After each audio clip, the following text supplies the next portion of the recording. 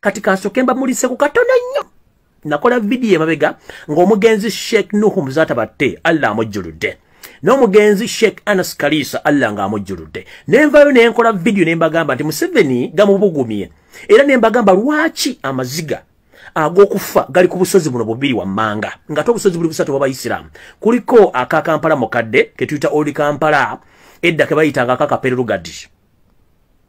kuliko akasozi akalanga sina kasozi wabula mutala gwe bayita Snaibin Amen Street e Nakasero gwe muzikiti gw'abatabulika e Nakasero nembagamba n'omuzikiti omukulu ogw'Abasiraamu ogusangibwa ekibuli ogukulibwa jjajjaffe ow'Obuyisiraamu Kasimu na Kibinge nga amaziga gasinga nnyo okubeera kasozi kibuli wepo ne ku mutala Snaibin Amen Street e Nakasero bwe nayogera ekigambo ekyo Museveni kyamuyisa bubi nnyo to the extent the public get to know that the truth is these two functions of Islamic in Uganda, they are the one suffering more than the other of what? Of Old Kampala. Museveni chiyakoze nga atakimanyi bulungi nnyo omugenzi ono gwe bayita Keke Kirunda Kiveidinda ono omusajja yasomera Kibuli yakulira Kibuli na buli kimu kyakoze kibadde Kibuli ompulira olw'okuba nti yeyagadde otteekawo okulaga nti n'abe okulusozi Old Kampala bafa kwe kukwata omulambo gw'omusajja omukulu n'agutola bagusaalire ewa bagusaalire ku Old Kampala okujjawo kiri kye nayogera nti abantu bafa nnyo ekibuli ne ku Snaibin Amen Street n'akwata omulambo gwa Keke n'agutwala n'aguteeka ku Old Kampala bo bagusaalire eyo okuba nti bafuna equalizer Museveni toli mugezi nnyo kusinga bannayuganda na kutegeera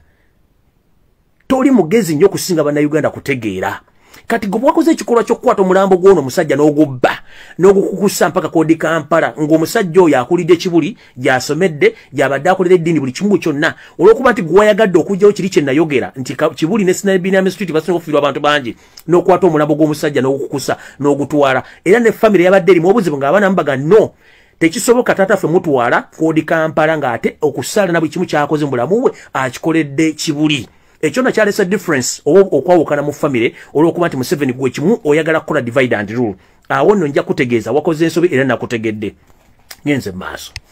information era njala kubuuza Archbishop wa Kampala Dr. Cyprian Kizito Lwanga information ejennina edaga bwenti which is not confirmed yet wafunye akawumbi kamu part of that money sente ezo zateereddwa mu Centenary Bank main branch ku Mapeera but sente zayise manju not on the main door era zajjidde mbisawo but information okusinzira ku drone zange sente zino bakubikidde nti sente nfu tewali musango bakuguddeko kubanga information ya kyama era sente zino zayiseemu Kampala Archdiocese ku account kozi badde zigenda naye ngera tosobola kujja kugamba public nti bakuwadde sente nfu ne ku account kutadde zigenda ku account ya Kampala Archdiocese sente zino tezayise ku main gate zayise manju naye nga information gyendina gyesina confirming sente zino bakuwadde nfu mwenna bawadde 5 billion wafunye billion emu naye nga sente ze bakuwadde 1 billion nfu zina same serial number sente zena munkekeera kati njagala kola bannayuganda mwenna abali mu Uganda ngoyagala enkyukakyuka bannaddiini mbawulidde ebigebe b'oyogedde mubitegedde bulungi nnyo bo bali redde nnyo okugamba nti bagenda kudiringa ne Museveni naye nga kyebakoze bakikoze mu bukyamu kuba ngenda balaga wano wansi ensobi gye bakoze mu constitution jjukira nkugambye ku nsi kuno tewali mulongoofu naye kamwa kwogera nyinza okuba si mulongoofu nabo basajja balina obuntu kye tuyita humanity buli muntu agirina ne Reverend Father Dr. Musawo bonna banyiiga teri atanyiiga ne Katonda yanyiigako bwe yalabanga ebibuga bibiri ekiyitibwa Somola ne Gomola byali byonoonese nga bakolemu bikole bikyamu Katonda n'anyiiga n'abisaanyaawo mujjukire katambi akali ke tuyita aka Yesu Kristo bwe yagenda mu ssinzo lya kitaawe nga balifudde akatale Yesu gotandige tanyiiga naye yanyiiga n'akubba emigere ebintu byonna ebyalimu n'abasuubuzi n'amakubiramu emigere kubanga naye yalina akantu k'obuntu tujjukire buli muntu yenna azaalibwa ku nsi alina akantu k'obuntu nabana abasumba bonoona abasumba bagenda kubasa abaganda bagenda ku buli kimba kola ebikyamu kyovula nti abamu bana basosoddwa tibazaala abaana nga ate eddiini babaga butazaala kati jala bagamba nze ensonga lwaki bagamba nti sisaba naye nga nkimanyi Katonda gyali ensonga zino wammanga otuula mu Kereziya mu kkanisa n'osaba n'omuntu nga yasaddaase omwana wa neighbor we naye nga zze Katonda musonyiwa otuula mu church nga akusabisa yennyini father ba reverend ba sheikh si mulogo mulwadde afuwa n'emmindi kati osobola kubeera mu church sala yange neegenda in the same category of those people no kubanga Bible etugamba nti buli muntu yenna w'osinzidde ebeera kanisa osobola okusabirawo essala yo neetuke wa Katonda so si mukuŋŋaanira limu nti ye kanisa buli w'ogenda waliwo kanisa. This is to remind you, if all religious leaders they have turned against us, we the hopeless people, we should vacate all churches. Tekyali kuddamu kuwabirabo. Church muzi avoiding until nga tufunye change tujja kudde kano tujja mwetondera. So ebintu bino biri simple. Mbasaba oli kimu ekyo temukikola mugende bulungi buli omwako tunadda kubanga tetusobola kukkiriza kubanga tunyigirizibwekane mu kibira. Gye twandifunye ssaala ezitugumya ate nabo batufuukidde ekizibu batandise kudda ku gavumenti ya Yusuf Johnson mutatu wa kale naye atunyigiriza. Ekyo no sigenda kirwako ngenze ku kirala. Kati Ssaabasumba wa Kampala n'eddiini ne bannaddiini banno abazze okukola ekigambo ekyo obugambye nti mwagala ku extendinga okulonda kweyongere mu myaka 3 okuva kati. Njala kugamba ebigambo bino mukulu taata wange mu ddiini. Ekisookera ddala tulina ssemateeka wa Uganda alambika bulungi nnyo emitendera tulina okuyita okubeerawo okulonda okukyusa obukulembeze oba okwebuuza ku bannayuganda okukyusaamukko mu ssemateeka bibiri. Ssemateeka wa Uganda atulagira engeri gye tukyusamu obukulembeze kyekisooka. Ssemateeka wa Uganda atulambika engeri gye tuyinza okukyusamu akawaayiro mu constitution bintu bibiri. Kati mwe mwade mujja temwasomye constitution mwazze buzzi ekisooka okulonda kona bwe kuba kumaze okugazetingibwa n'abakulembeze ne bateekebwa nga byesimbye kampeni zigenda mu maaso. Teri kintu kyonna kiyinza kukolebwawo kugamba nti okulonda kwongerezebweyo tekisoboka mu constitution kubanga olwedde bakandidate babawandiisa dda ne kampeni zigenda mu maaso. Kino kisoboka singa okulonda tekunnabaawo obanga n'abagenda okwesimbawo tebannabaawo ekyo kisoboka. Ne kasita babateeka ku ballot paper ne batandika campaign ekisobola okuyimiriza ekintu kino kyonna bakiyita state of emergency. Naye bifo nga tunatuuka ku state of emergency waliwo ekintu ekirala kikino wano. Bw'oba oyagala okukola mu kimutaddewo tulina okugenda mu kye tuyita akalu ak'ekikungo mu luzungu kye tuyita referendum. Referendum ke kalu ak'ekikungo abantu bannansi mwe bayita okwebuuza oba okwagala okukyusa akawaayiro konna mu ssemateeka. Essaawa zino okuba nti waliwo okulonda ne referendum tesobola kubeerawo. Nkiddamu essaawa zino wabeerawo okulonda oba campaign zigenda mu maaso. There is no need of any referendum at the moment. We should continue with the campaigns unless there is a pandemic or there is a case or a bad situation which is taking place in the particular country. Kyekiriwa kati wano Musumba ne banno kino kimwandibadde mwogerako ekibalemye okukola kiri bwe kiti ekintu kyokka ekisobola okuyimiriza okulonda essaawa zino obutabeerawo oba bifo nga sinagenda eyo kansoke simba wakati wano. Ekirwadde kye bayita ekya siriimu kizze kibeerawo nti kitufuula nti twakifuula musujja era tubeera nakyo. N'ekirwadde ekya ssenyiga omukambwe 19 bwe kityo bwe kigenda okubeera mpaka kigenda kufuuka kirwadde ky'abantu ba bulijjo era kibeerewo. Njala kujjukiza ab'akakiiko akagattira mu ddiini mujjukira akantu kano. Twagenda otandika okuteekawo okulonda kuno n'okuwandiisa ng'ekirwadde kino weekiri. Abantu ne beewandiisa ne bawaayo ensimbi zaabwe kampeyini ne zitandika. Kitegeeza twali compatible n'ekirwadde kino okubeera nga tukikubira mu campaign ng'ensendera bwe zikole zibeerawo. Oyagala tugamba ffe tusinga America otegeera eyateekawo okulonda ne kuggwa. Oyagala tugamba ffe tusinga Tanzania yateekawo okulonda ne kuggwa. Oyagala tugamba ensi zonna mu Cameroon wajje balonze okulonda ffe tusinga ensi ezo okutegeera. Please mubeereko ebintu ebyo mwogera nga tebigenda basoza mu public kuba abantu bajja tandika mu bakubamu ebituli. COVID oba kino kisajja ekikambwe kisobola kuyimiriza kulonda kuno tekisobola. Ekintu kyokka ekisobola okuyimiriza okulonda kuno nga waguddewo embeera etasoboka kukwasaganya ggwanga n'abakulembeze yeruwa. Ekintu kyokka ekisobola okuyimiriza okulonda kuno bakiyita the state of emergency. State of emergency ke kaseera akakazigizigi nga kalimu ebintu bino wammanga. Eggwanga lirumbiddwa ggwanga linnaalyo,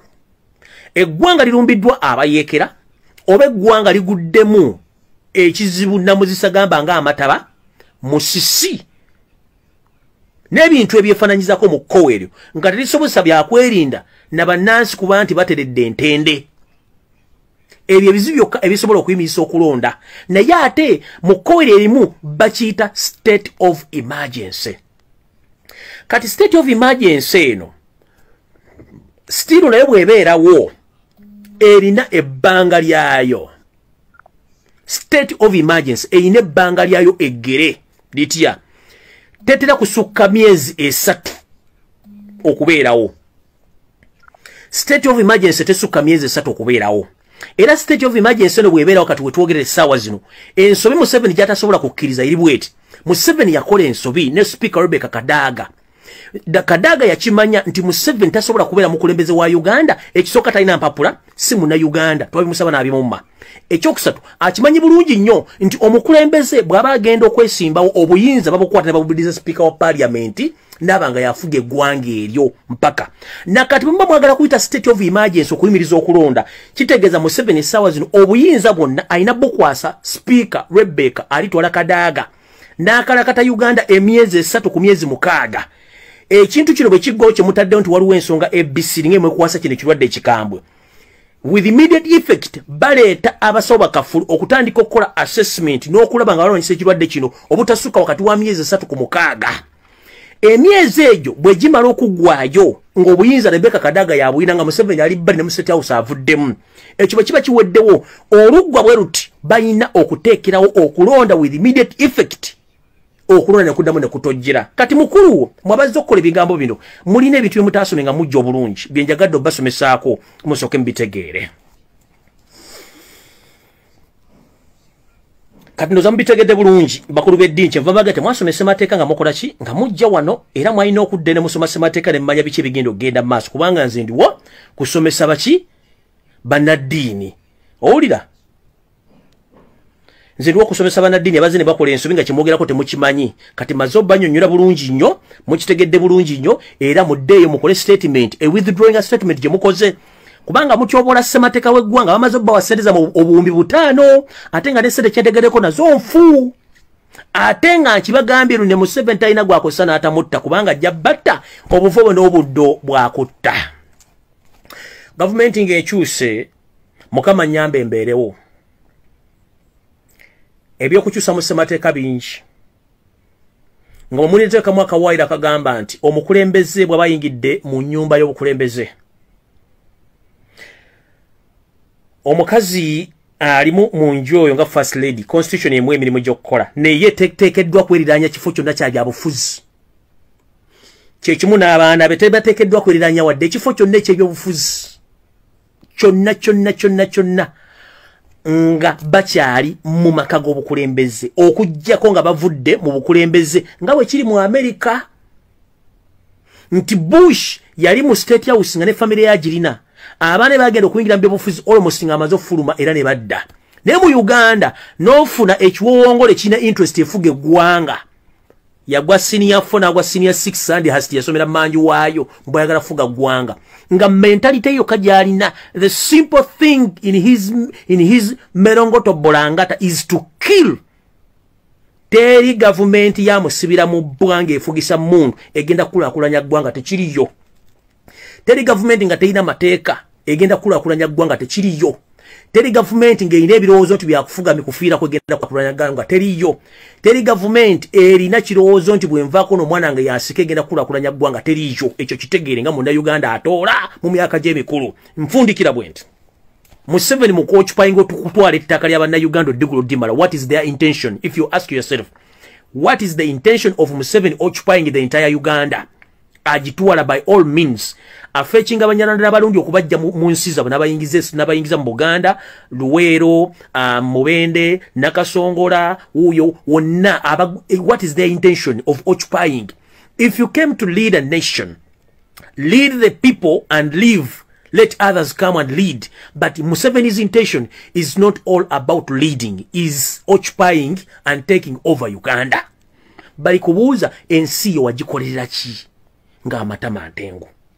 muveeyo mulwanne eggwanga lyammwe omuyindi okumanyirira nga akumanyirira mu Uganda kiba kitegeeza oluzinza ki value omuyindi awo tebamumanyira era tosobola kusinga muyindi musango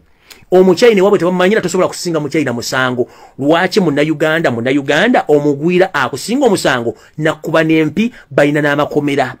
lwaki esteeka lisoma nti omuskwira tasokoda kutatekedwa kubeera nataka mu Uganda nga mu Uganda bagwira batugoba ku mataka gaffe ne basenda n'ebijja